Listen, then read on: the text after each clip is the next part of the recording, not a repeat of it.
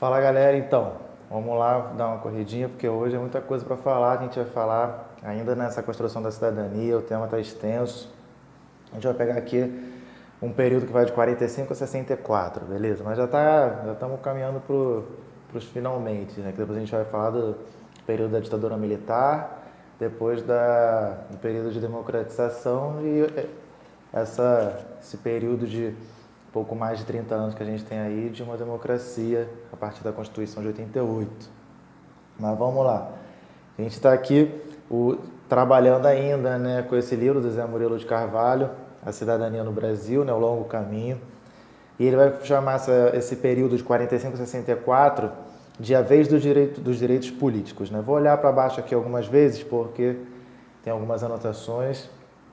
Para ser honesto, tem muita anotação. Ele vai chamar esse período de 45 a 64 de uma primeira experiência de fato democrática, beleza?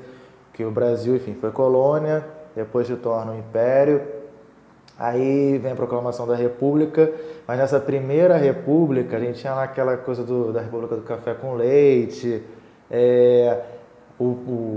a questão do voto de cabresto, o poder dos coronéis, o poder das oligarquias locais. Então a gente vai ter essa primeira república, de fato, assim, ele não traz como uma experiência democrática porque a participação do povo era extremamente limitada, beleza? Então se limitava bastante, e mesmo assim, quando era trazido para o palco, né, para a arena política, ele era trazido de uma maneira que viesse simplesmente a reafirmar uma ordem que tivesse estabelecida, beleza? E esse é o contexto, por exemplo, do voto de cabresto, né? Só vem para respaldar os poderes que já estão estabelecidos no lugar ali. Então, essa primeira república tinha esse caráter, né, extremamente pouco democrático. Aí, esse período, né, ele é rompido a partir do que foi chamado de Revolução de 1930, que pode ser interpretado também como um golpe de 1930. Aí você vai ter o Vargas vai viver um momento muito instável nesses primeiros anos, vai haver uma Constituição em 34, vão ter conflitos, né, muitos conflitos, como a Revolta Constitucionalista de 1932 em São Paulo, mas aí, enfim, o Vargas vai reafirmar o seu poder e vai conseguir dar um outro golpe em 1937, onde vai começar o que a gente chamou de ditadura do Estado Novo. Aí o Estado Novo ele dura até 1945, quando o Vargas é retirado do poder. Trouxe também uma tônica da questão da participação dos militares, né? Os militares estiveram presentes muito fortemente, obviamente, né, na proclamação da República, que os dois primeiros presidentes foram representantes militares, depois em 1930 também, em 1937 também, e também em 1945. Beleza? Então essa tutela militar, digamos assim, é algo extremamente presente na história brasileira. Em 1945 a gente vai ter uma eleição para presidente, primeira eleição depois de 15 anos de Getúlio Vargas. Essa eleição era para tanto o poder legislativo quanto para o poder executivo, beleza? E o poder legislativo tinha incumbência também, era uma eleição para formar constituintes, ou seja, as pessoas eleitas ali construiriam a Constituição, que foi construída em 1946, e o presidente que foi eleito foi o Eurico Gaspar Dutra, que era também um militar. A Constituição de 46, ela vai preservar os direitos sociais construídos na era Vargas. O Zé Murilo de Carvalho chama, enfim, esse período de a vez dos direitos políticos. Os direitos sociais vão se alterar muito pouco, de 1945 a 1964. A gente vai ver que mais para o final desse período vai ter uma tentativa de ampliação, mas aí vai ver o golpe militar. Mas a gente tem os direitos sociais são mantidos, mas os direitos políticos, né, eles ganham mais vezes. Né? A gente vai ver na questão do voto, né, vai ter uma ampliação do direito ao voto, como vai estar na Constituição de 1946, e as pessoas vão poder voltar a votar. Né? Eu até botei aqui a porcentagem da população que votou em alguns períodos, né, que está no livro do Zé Murilo de Carvalho.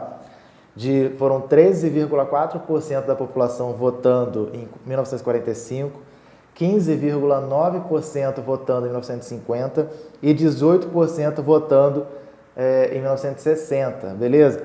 parecem números que eram baixos, que são baixos, né? De fato são, mas era porque na Constituição de 46 foi proibido o voto de analfabetos. E os analfabetos no Brasil constituíam cerca de 57% da população. Então, a população votante, a gente tinha cerca de 26, 27%. Então, em 1960, 18% votando nesse universo de 27%, de 26, 27%, é até um pouco razoável, né, digamos assim. Mas essa restrição do voto analfabeto, de fato, privava a maior parte da população de participar politicamente.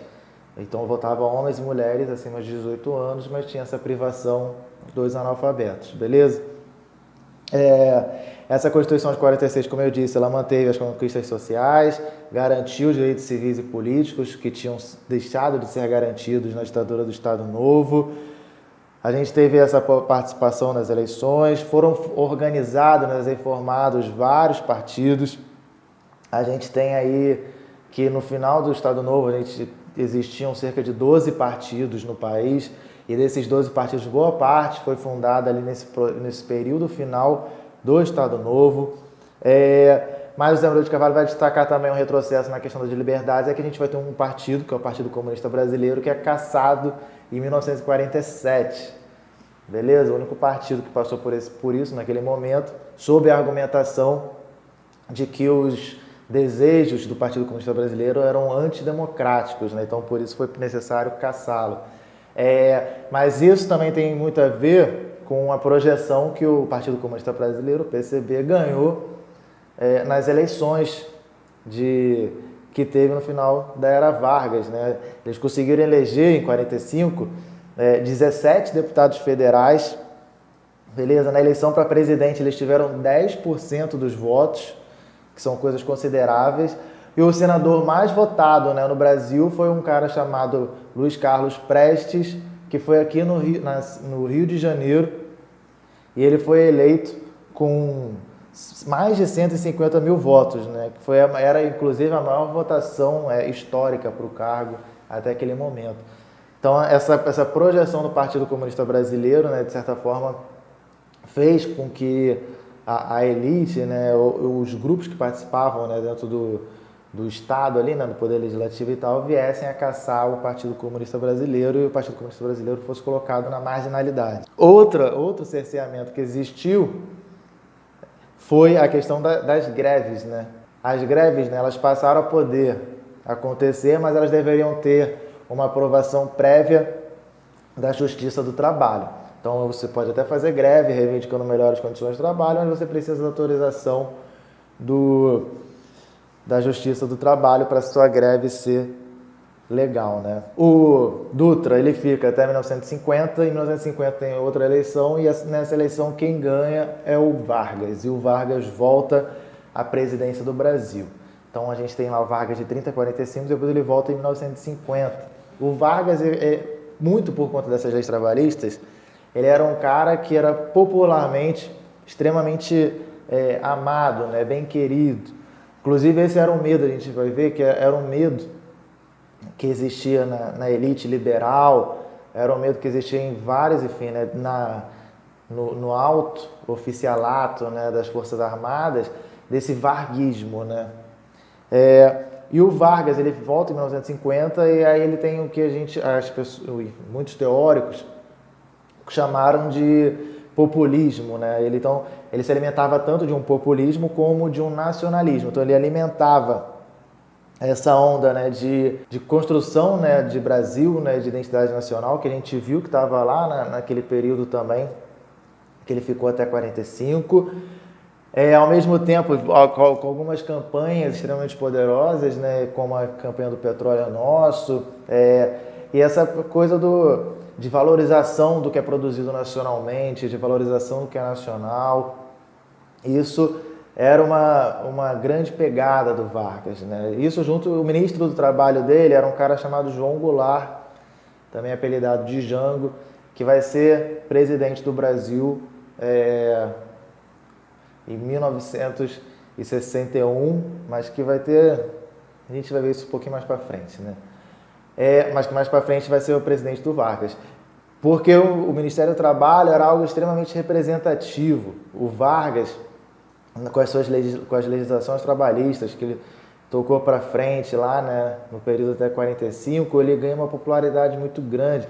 Não é à toa que ele vai ser chamado de pai dos pobres, né? Então ele tinha essa pegada populista, também tinha essa pegada nacionalista. Essa pegada nacionalista se refletia inclusive na economia, de valorização da indústria nacional, daí para frente, né? Então o Zé Murilo de Carvalho vai destacar esse apoio, né, dos sindicatos para o Vargas, dos setores nacionalistas das Forças Armadas, dos setores nacionalistas do empresariado, de boa parte da intelectualidade também. Então a gente vai ter o Vargas vai ter apoio de vários desses setores, mas ele não vai ter só apoio, né? Também vai ter oposição a ele. Nessa oposição são destacados principalmente, né, os liberais, que iam, né, na onda contrária à atuação do Estado, né, na ordem econômica. Liberais, inclusive, que se tinham oposto ao Estado Novo e essa intervenção do Estado também, dentro da lógica do Estado Novo. E dentro dessa oposição, você tinha figuras, né, como Lacerda e um partido de oposição principal, que era a UDN, a União Democrática Nacional. Você tinha também, nessa oposição, uma forte influência americana, beleza? Estadunidense, justamente por essa carga liberal também. E lembrando, né, a gente sai de 45, logo depois a gente começa o que a gente foi denominado de Guerra Fria, que era como se fosse uma disputa global entre duas potências. Uma potência liberal, uma potência de direita, chamada Estados Unidos, e uma de esquerda socialista, que era a União Soviética.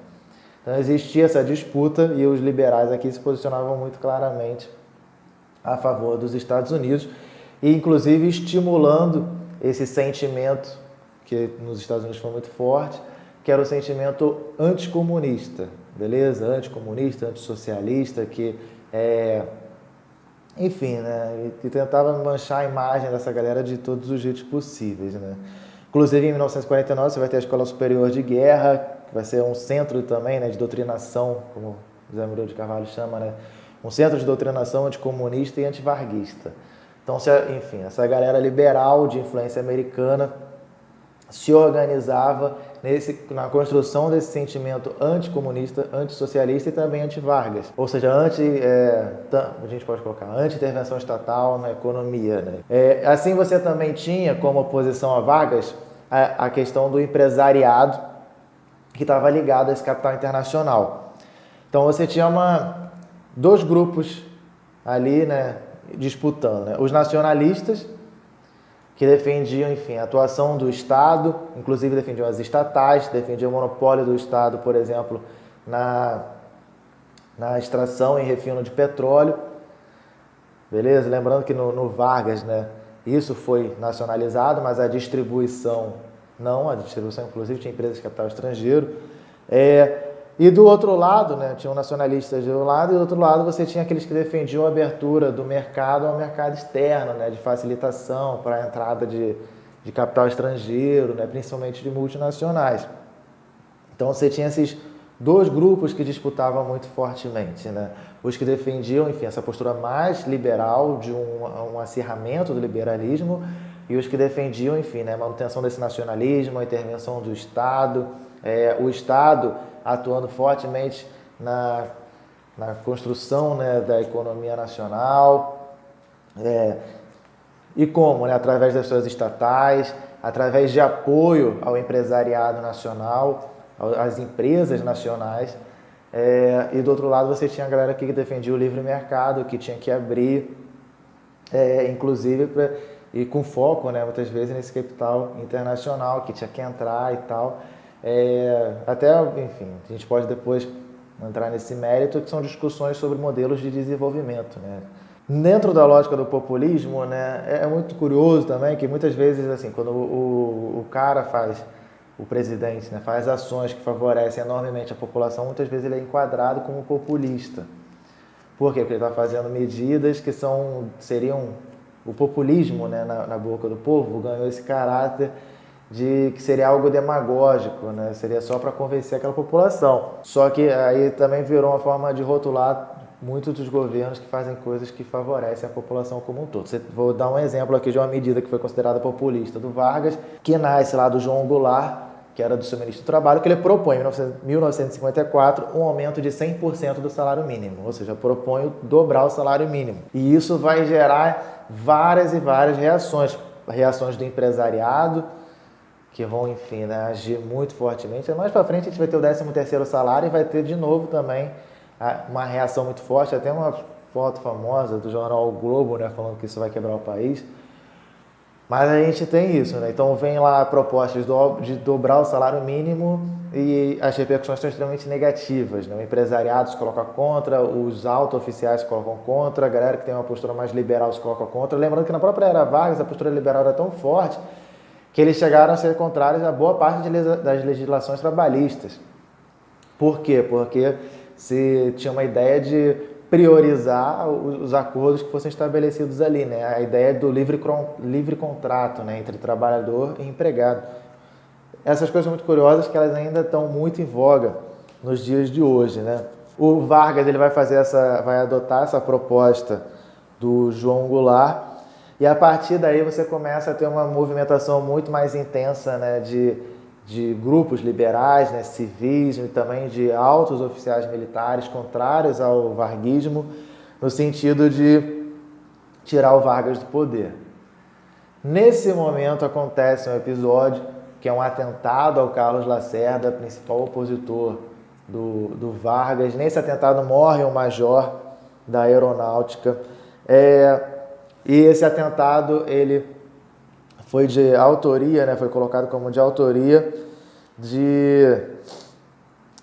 qual é o nome? Da guarda pessoal do Getúlio Vargas. Aí criou-se, né, o ambiente favorável à retirada do Vargas do poder. Os militares começam a pedir a saída do Vargas do poder e o Vargas ele acaba saindo da presidência e entrando para a história. Ele vai deixar uma carta de testamento, inclusive, e ele comete suicídio no dia 24 de agosto de 1954. Então Vargas ele vai se matar.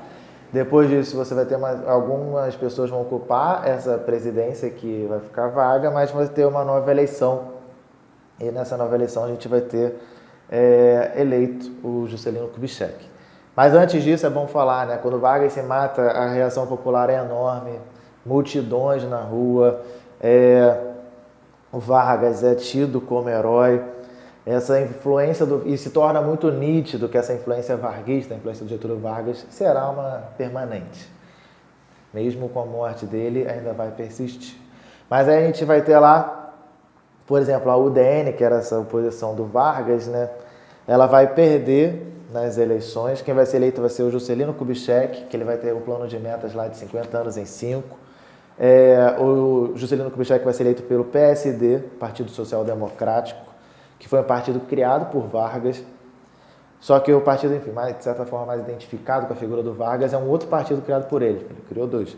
E esse outro partido era o PTB, beleza? Que é o Partido Trabalhista Brasileiro.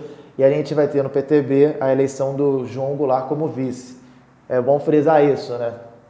Naquela época, pela Constituição de 1946, as pessoas votavam para presidente e para vice. Beleza? Não era uma chapa presidente e vice da mesma chapa, não.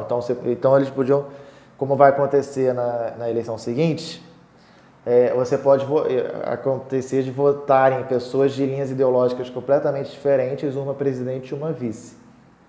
Isso é muito curioso desse período.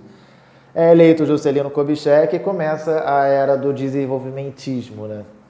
Esse desenvolvimentismo com incentivos governamentais, principalmente na indústria automobilística, na produção de carros, de motores, essas coisas assim, e vai ter a entrada de multinacionais no país.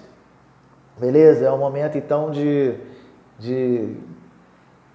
enfim, o Juscelino Kubitschek, tanto que ele vai sair da presidência, ele vai sair com uma figura, de certa forma, aclamada, assim, né? Porque ele tanto agradou, né, os setores, né, de operariado e tal, quanto agradou essa grande burguesia, né? Então esse desenvolvimentismo, né, que o Juscelino Kubitschek vai implementar no país vai, de certa forma, agradar gregos e troianos, né? Operários e patrões, industriais nacionais e industriais estrangeiros. Então a política do Juscelino Kubitschek ela vai nesse sentido, né? Inclusive nesse momento, né? Lembrando que esse livro do José Maria de Carvalho de 2001, ele vai colocar assim que o salário mínimo atingiu seus índices mais altos até hoje, ou seja, até 2001, o período onde o salário mínimo alcançou, né, os melhores índices foi no governo do Juscelino Kubitschek. Lembrando que ele vai fazer, enfim, ele vai dar incentivos, né, o governo vai dar incentivos extremamente generosos para as indústrias, né? Então ele vai fomentar essa industrialização, ela vai fomentar a indústria no território nacional. Só que o Juscelino Kubitschek ele não toca em um ponto. Que ponto é esse? A gente vai ver que esse é um ponto extremamente sensível, né, de certa forma, a gente pode colocar nesses termos, né, que é o setor rural. Abre aspas para o Zé Murilo de Carvalho. Os proprietários naturalmente ganhavam com o crescimento do mercado interno, mas os trabalhadores permaneceram fora da legislação social e sindical. Beleza? Então o Juscelino Kubitschek não vai tocar nesse meio rural, isso mostra mais uma vez a força dos grandes proprietários de terra nesse país.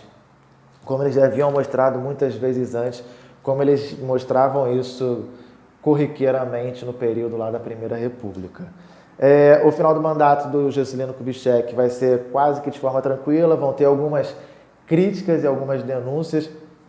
Nesse momento vai ter um acirramento dos conflitos, por exemplo, entre o operariado e os patrões e empresariado, porque o operariado ele vai começar a se ver como poderia, enfim, né, estar vivendo em melhores condições, tendo em vista a abundância que está tendo no setor empresariado e tal, no setor industrial e no setor desse grande empresariado. E também você vai ter algumas denúncias que vão ser sobre a criação de Brasília, que nesse momento do JK é quando a capital sai, tem essa transição da capital do Rio de Janeiro para Brasília. E o JK ele encerra seu mandato até que com relativa paz. E nas eleições de 1960, enfim, né, como não tinha a questão da reeleição, quem é eleito é o Jânio Quadros, com a propaganda da vassourinha, de varrer a corrupção do país. E o vice eleito novamente foi o João Goulart, né, o Jango. Então o Jânio Quadros acaba que ele é eleito. Muito dessa reeleição do Jânio Quadros, né? Por que o Kubitschek não consegue eleger o sucessor? A galera coloca isso muito na conta do carisma do Jânio, que ele era, enfim, né, um cara extremamente carismático e acaba que a figura pessoal dele ganhou muito destaque. O candidato do Kubitschek, que era o general Lott, e acaba que, enfim, ele acabou perdendo pro Jânio, só que o Jânio vai ficar muito pouco tempo na presidência, mas por uma opção pessoal. Ele é eleito, ele assume em janeiro, e em agosto de 1961 ele alega impossibilidade de governar e acaba renunciando à presidência. A tese mais aceitável dessa renúncia dele, em 1961, é de que ele fez isso como, entre aspas, né, do Zé Maria de Carvalho, um estratagema para conseguir poderes especiais do Congresso para governar discricionariamente.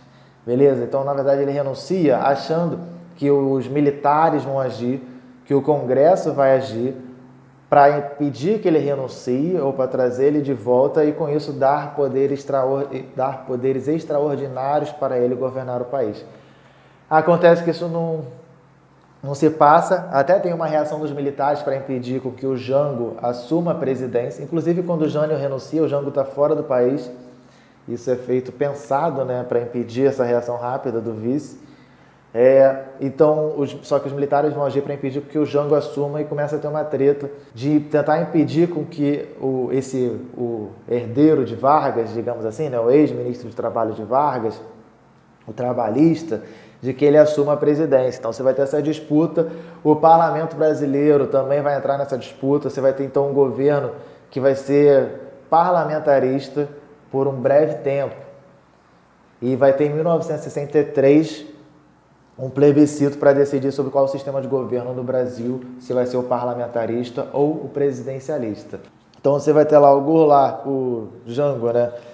Ele vai somente em 1963 assumir a presidência. E isso vai gerar uma série de atritos, uma série de conflitos. Você vai ter que as direitas, né, nacionais, né, direita civil, direita militar, vão começar a se organizar. Os empresários nacionais e estrangeiros vão também começar a se organizar, vão financiar pesquisa, vão apoiar financeiramente políticos de oposição, vão apoiar financeiramente o empresariado, né, organizações sindicais e estudantis que fossem contrárias ao governo. Então o Jango ele já assume com essa galera liberal, com essa galera da direita se organizando contra ele, porque já estava ligado em quem era ele. Nas propostas que, enfim, né, veio dele aquela proposta de aumento de 5% do salário mínimo, ele trouxe, tinha essa postura do Vargas também de trazer para si os sindicatos, de ter o apoio da classe trabalhadora. Então, se tinha esse receio, né? E a galera da direita começou a se organizar, e esse período e esse sentimento, e nesse período o sentimento anticomunista também começa a ser fortalecido, começa a ser cultivado também, sempre esteve presente, né, nos últimos anos, mas ele começa começa a bater nessa tecla, enfim, ainda mais fortemente, nesse sentimento anticomunista, né? Tira o Jango, ele é comunista, ele é um varguista, e num pano de fundo a lógica liberal de que o Estado não deveria intervir na economia, essas coisas assim. E o Jango, ele vai ter apoio, enfim, né, de vários sindicatos, vai ter apoio da UNE, da União Nacional dos Estudantes, vai ter apoio de vários setores da sociedade, né, também.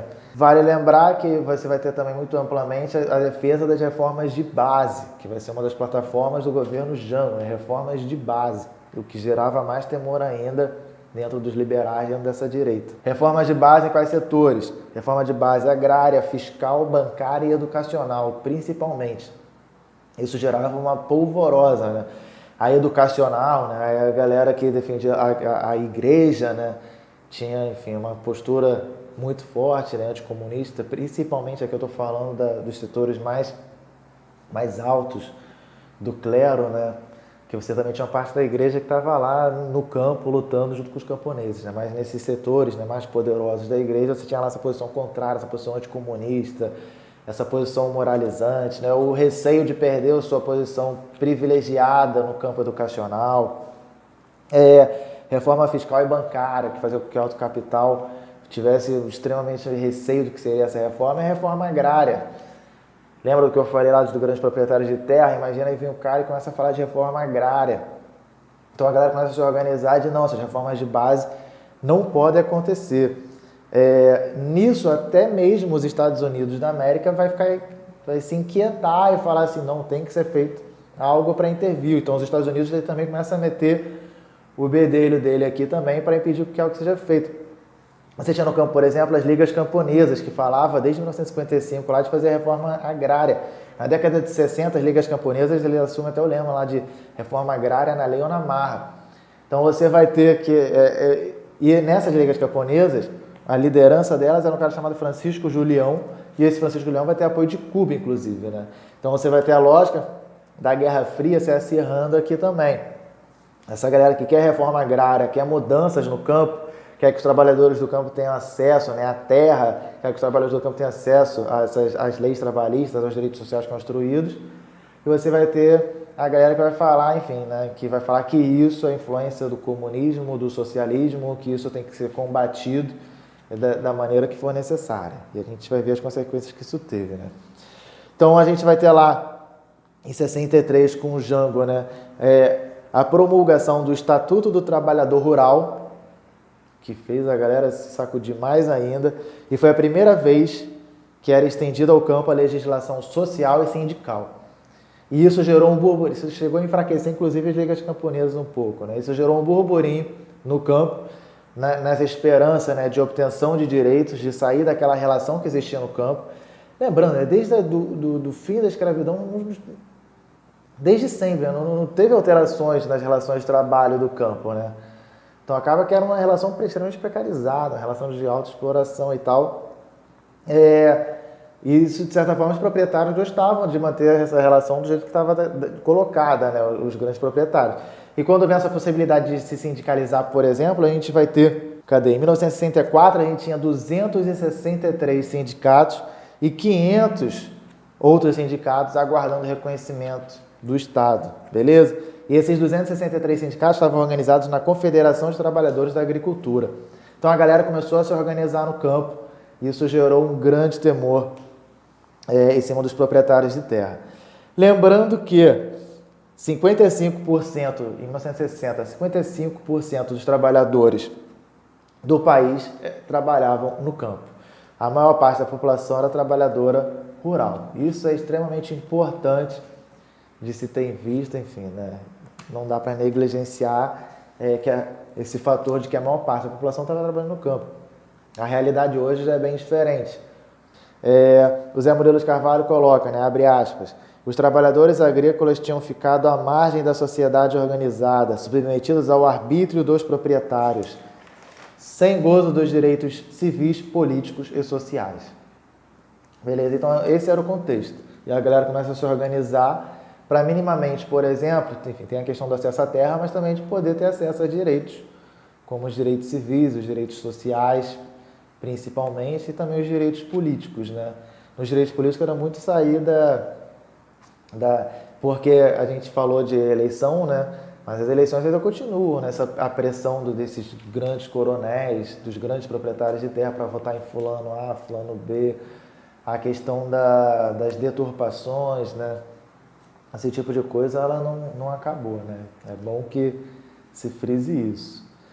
Então a gente vai ter também, junto com esse estatuto lá que o Jango vai promulgar em 63, o Estatuto do Trabalhador Rural, a gente vai ter uma organização dos grandes fazendeiros também, dos fazendeiros.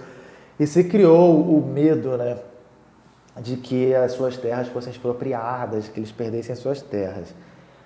Teve uma outra questão também, num outro setor extremamente importante da sociedade, que eram os suboficiais e sargentos das Forças Armadas, de que eles poderiam votar, mas que eles não poderiam ser eleitos. Isso gerou também Em 1963, por exemplo, 1963, você vai ter que sargentos da Marinha e da Aeronáutica vão se rebelar, isso lá em Brasília, e vão prender o presidente da Câmara dos Deputados e o ministro da Suprema Corte. Por quê? Porque o ministro da Suprema Corte vai dar uma decisão contrária de que eles poderiam ocupar cargos eletivos. Beleza? Por que isso, gente? Porque para o alto oficialato das Forças Armadas, principalmente, isso era uma ameaça. Uma ameaça tanto à hierarquia militar e à disciplina. Que era você poder ter lá os subordinados, né, dentro da hierarquia militar, ocupando postos onde esse alto oficialato deveria se subjugar. Deveria, enfim, né, respeitar uma hierarquia em outro patamar, digamos assim. É mais ou menos o que acontece hoje, por exemplo, com os militares que ocupam postos dentro do governo. Não sei se vocês já ouviram falar disso, mas que existe uma certa rusga de colocar, por exemplo, no ministério, alguém que seja de um posto, alguém que seja de um nível militar, né, que ocupe, né, uma posição militar, que seja abaixo do cara que está subjugado a ele. É como se, por exemplo, você botar um capitão de ministro e botar um general de secretário, entendeu? Então, enfim, né? Então, para evitar que haja essas rusgas, né, nesse próprio governo hoje, eles eles respeitam as patentes na hora de elencar as pessoas conforme os cargos. Então, os militares vão se mexer, esse alto oficialato, em cima dessa questão dessa rebelião dos suboficiais e sargentos de Forças Armadas. Inclusive, esses suboficiais e sargentos vão ter o apoio da UNE e de outras centrais sindicais, como o CGT. E legal frisar também que alguns desses sargentos tinham sido eleitos, mas não puderam assumir, por causa dessa decisão do Supremo.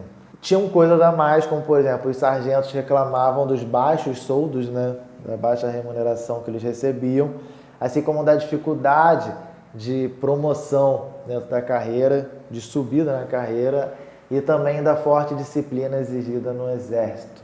Então você vai ter que essas pressões que são decorrentes desse mundo rural, dos grandes proprietários de terra, dos grandes fazendeiros, e também desse alto oficialato militar.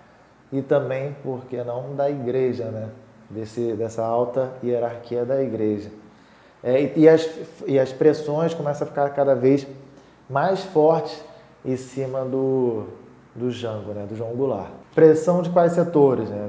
Enfim, a direita pressionava, os setores mais radicais da direita pressionavam, os setores mais radicais da esquerda pressionavam.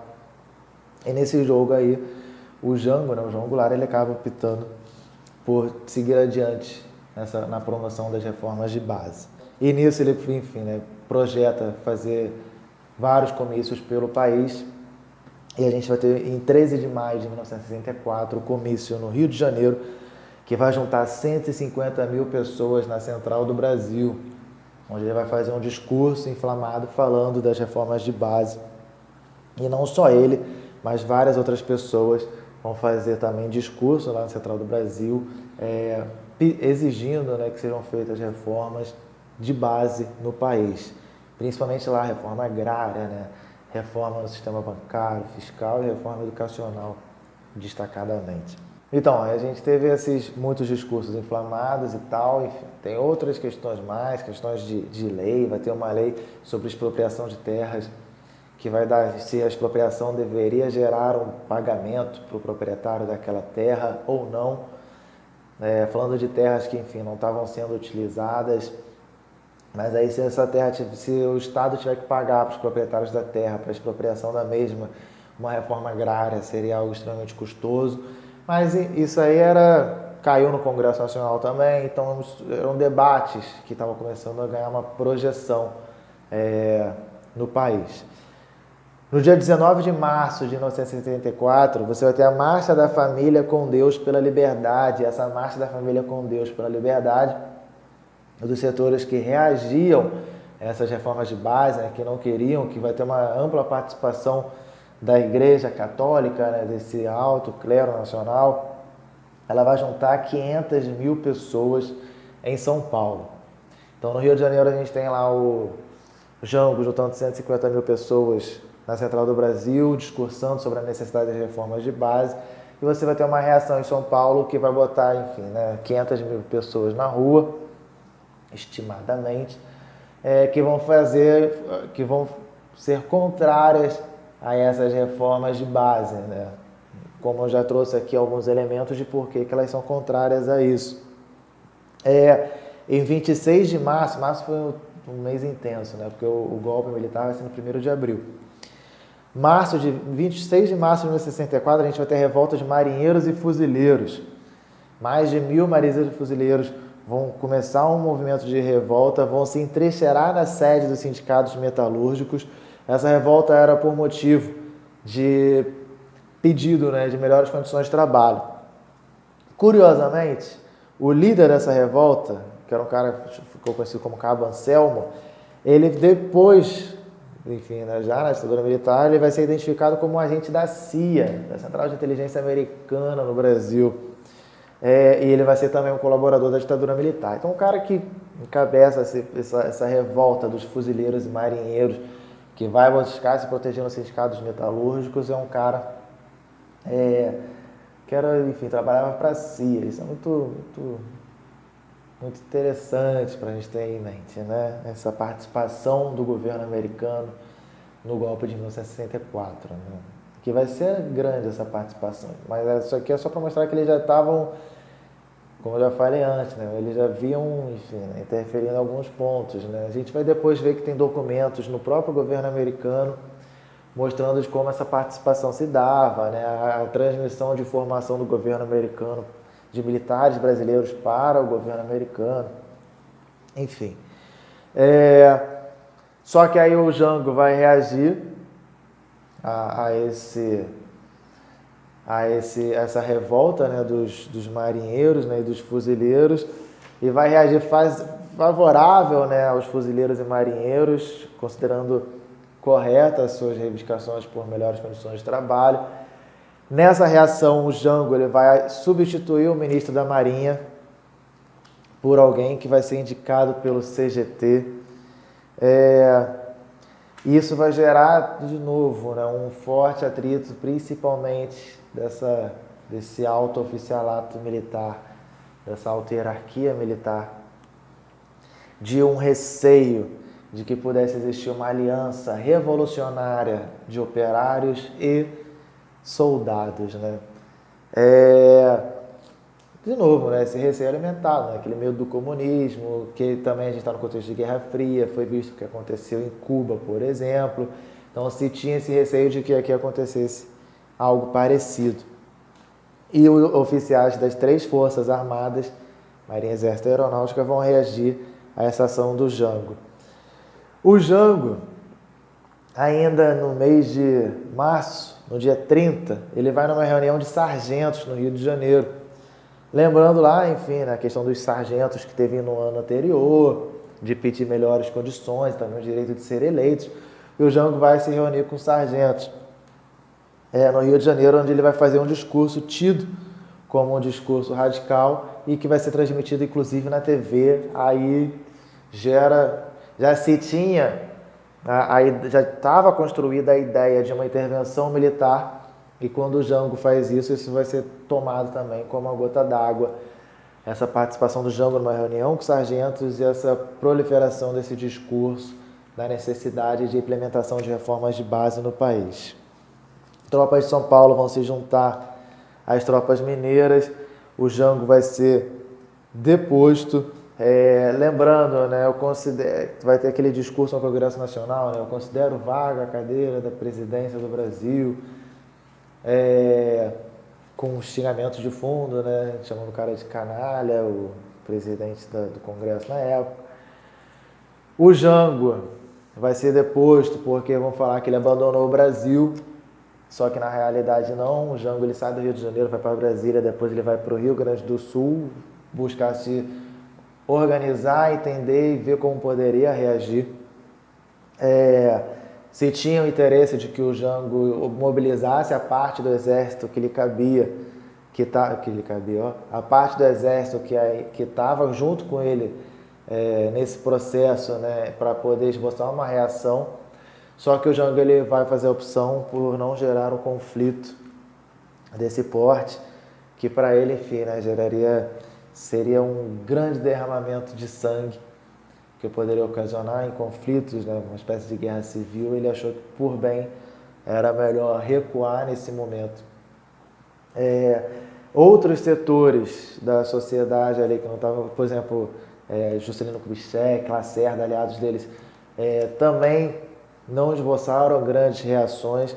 Se tinha um entendimento de que os militares estavam fazendo uma intervenção, mas que a situação seria normalizada com eleições pouco mais para frente, só que acabou que não, durou 21 anos a ditadura militar. Então não houve reações expressivas ao golpe militar. Antes do golpe, é bom a gente frisar, né, que teve uma pesquisa Ibope de 64 sobre preferência partidária, né? Então o PTB, partido do Vargas, tinha 29% da preferência partidária, a UDN 14%, que era a principal oposição, e o PSD do Kubitschek, né, que também foi fundado por Vargas, tinha 7%. Então mostra que essa preferência partidária em cima do varguismo era extremamente forte, né? Apesar de 29%, a UDN tinha 14%, né? Então tinha uma distância razoável, mas tinha uma certa expressão, porque não, né? Era a segunda potência partidária do país. Nessa pesquisa do Ibope, antes do golpe, né, das preferências para candidato às eleições de 1965, o primeiro lugar disparado era o Juscelino Kubitschek. A galera queria o retorno do Juscelino Kubitschek. Perguntada para a população sobre linha política, se as pessoas se consideravam mais de centro, esquerda ou direita, 45% dos brasileiros falaram que se consideravam de centro, 23% de direita e 19% de esquerda. Então, essas informações que o Zé Murilo traz, elas são muito interessantes também para mostrar que a população assistia aquilo, mas que ela também tinha suas concepções, né? É significativa essa preferência para a eleição de 65 em cima do Juscelino Kubitschek, né? Ele queria retorno do Juscelino Kubitschek, Lembrando que, enfim, né, como o Zé Murilo de Carvalho colocou, os melhores salários, né, até 2001, por exemplo, vieram desse período que o Juscelino Kubitschek foi presidente. Foi um período que agradou tanto o operariado quanto patrões e empresários. Então, se tinha isso, só que se optou, a elite nacional, né, a parte da direita da elite nacional optou pelo golpe militar, por romper esse período de democracia que a gente tinha começado a viver em 1945. Se parar para pensar, foi extremamente breve, né? Aí para o Zé Murilo de Carvalho, ele traz algumas considerações no final desse capítulo que eu acho que são interessantes. Ele vai colocar, entre aspas, né, falta uma convicção democrática das elites, tanto de esquerda quanto de direita. E que isso fez com que, aos poucos, se abdicasse, se abandonasse as possibilidades de resolver esses conflitos no ambiente político, como, por exemplo, no Congresso Nacional. Então, nem esquerda nem direita estavam lá muito dispostas a resolver democraticamente os seus conflitos, né? Lembrando que, enfim, essa é uma primeira experiência de democracia de fato. Então, 45. O golpe veio em 64, né? Então, de certa forma, ainda se buscava amadurecer essa concepção da democracia. Ele vai colocar mais. Pelo lado da direita, o golpismo não era novidade. Desde 1945, liberais e conservadores vinham tentando eliminar da política nacional Vargas e sua herança. O liberalismo brasileiro não conseguiu assimilar a entrada do povo na política. O máximo que podia aceitar era a competitividade entre setores oligárquicos. O povo era considerado pura massa de manobra de políticos corruptos e demagogos e de comunistas liberticidas. Isso lembra... Essas coisas que eu estou falando, elas têm muito a ver com o tempo presente também, né? Algumas coisas persistem, né? Mas é isso, de 1945, desde 1945 se tinha esse esforço, né, de romper com essa herança que foi deixada no período Vargas, né? Principalmente dessa intervenção do Estado na economia, da intervenção do Estado na política nacional. Então se buscava romper com esse varguismo, né? Assim como essa dificuldade dos liberais de lidar com a entrada do povo, digamos assim, no cenário político, né? Porque enquanto as eleições elas eram controladas pelas oligarquias, a coisa era conduzida com certa normalidade para essas elites. Só que quando você começa a romper com esse tipo de prática, né, com esse tipo de política, e a decisão das pessoas começa a se ampliar de fato, isso começa a criar um certo atrito, né? Por exemplo, você tem lá que a galera querendo a volta do Juscelino Kubitschek, a galera querendo eleger um cara que seja um varguista, ou então defendendo Getúlio Vargas, ou seja, a galera estava defendendo, de certa forma, os momentos onde eles tiveram uma ampliação dos direitos sociais, uma ampliação dos direitos trabalhistas, uma ampliação da sua remuneração. Isso pode ser um atrito para o grande empresariado, por exemplo. Ao mesmo tempo, ele vai colocar, a esquerda também não tinha tradição democrática, ou melhor, sua parte democrática era muito reduzida. A parcela maior, constituída pelo Partido Comunista, desprezava a democracia liberal, vista como instrumento de dominação burguesa.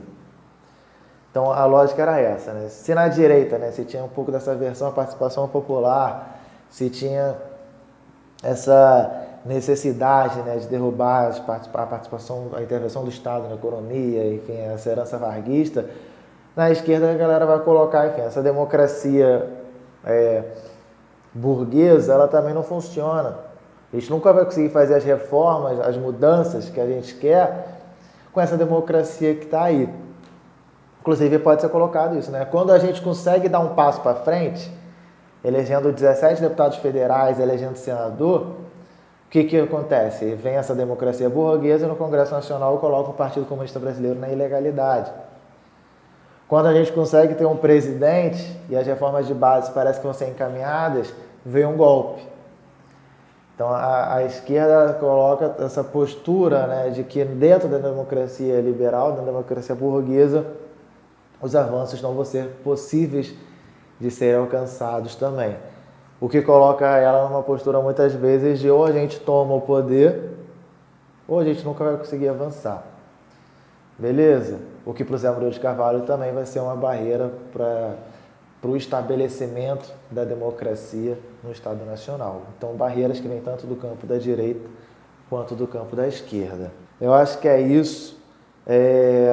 A gente vai ter alguns avanços nesse período de 45 a 64, nos direitos políticos, por exemplo. Os direitos sociais, eles vão evoluir muito pouco. E nos direitos civis também, a gente obviamente vai ter um avanço, porque a gente vai estar saindo de uma ditadura, que era a ditadura do Estado Novo. Então a gente vai ter, de certa forma, né, quase que um congelamento do avanço dos direitos sociais. Só no finalzinho ali, 63, que a gente vai ter os direitos sociais chegando no campo, que seria um grande avanço, mas 64 que interrompe isso. Então os direitos sociais seguem nessa toada, os direitos civis vão ser ampliados, principalmente ampliados ou retomados, principalmente porque acaba a ditadura do Estado Novo. E nos direitos políticos a gente vai ter uma certa ampliação, mas uma ampliação limitada também, mas principalmente por causa da questão da proibição do voto dos analfabetos. E objeto de reflexão, né? Pensem, 55% da população brasileira morava no campo, era população rural, assim como a gente vai ter 57% da população brasileira de população analfabeta, sem acesso à educação primária, né? Então isso é sintomático de que país a gente tinha, né? E pensem, né? Quando eu trago essas coisas assim, reflitam sobre esses grupos que eu estou trazendo, né? O papel desse empresariado, do grande empresariado, do empresariado de capital nacional, do empresariado de capital estrangeiro, o poderio dos militares, beleza? Do alto oficialato, do baixo oficialato, o papel da igreja, a população, como a população reage a certos acontecimentos. Isso tudo é matéria para a gente compreender os períodos históricos de maneira sociológica, né, política, mas também serve para a gente compreender o tempo presente. Esses são fatores extremamente importantes. E quando eu falo desses grupos, muitas vezes eu estou falando de, por exemplo, o alto oficialato, ele estava do lado da burguesia e da direita nacional, né, dos grandes capitalistas. Ou então eles eram ao contrário dessa postura dos sargentos. Então, quando eu falo essas coisas assim, e Zé Murilo de Carvalho também, provavelmente, a gente está falando desses grupos como um todo, né? Exceções sempre existem, né? É comum que se tenha. É comum que se tenha, só que aí a gente não pode se basear para fazer essas análises nas exceções, né? A gente se analisa no que se mostra mais forte, no que se mostra mais presente. Mas ao mesmo tempo também é legal a gente falar, né, que existem exceções a essas regras. É isso, galera. Espero que vocês tenham curtido. Ficou um vídeo um pouquinho longo. Forte abraço para vocês. Espero que estejam todos bem.